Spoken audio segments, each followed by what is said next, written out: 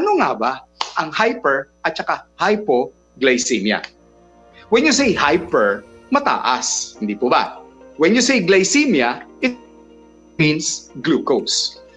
Kapag ang ating sugar level ay tumaas ng husto, akala natin ang sugar ay maganda dahil ito ay nagbibigay enerhiya sa atin, ngunit may kakayanan lamang ang ating katawan, partikular ang isang organ, ang tinatawag nating lapay or pancreas, para tunawin ito sa pamamagitan ng paglalabas ng enzymes at paglalabas ng insulina. Yung insulina po, nagsisilbi yung transport mechanism.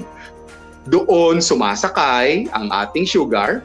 Yung sugar na yun, not necessarily table sugar, maaaring manggaling sa kanin, manggaling sa carbohydrate na spaghetti, carbohydrate ng pasta, anything na starchy. Nilulusaw po ng ating katawan yon sa pamamagitan ng digestion at nako-convert into glucose.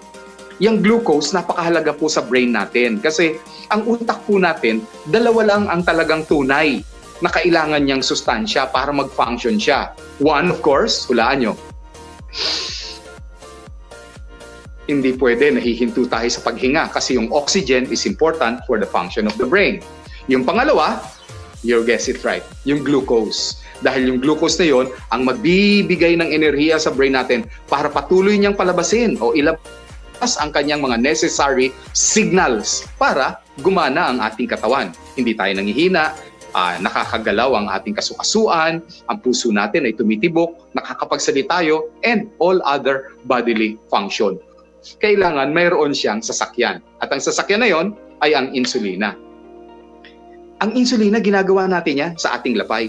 Pero ito po ang problema eh. Akala nyo ba unlimited ang insulina? Hindi Yung lapay, may kakayanan lang yan to produce a certain amount of insulin. Kapag sumobra ang iyong glucose or carbohydrates na kinakain, hindi naman sapat yung insulina. What happens? Iikot-ikot lang itong sugar na ito sa ating dugo. At yung dugo na sana parang evaporada, malabnaw lamang ng kaunti, magiging napalapot nito para na siyang condensed milk. Condensed milk, sabi sa commercial.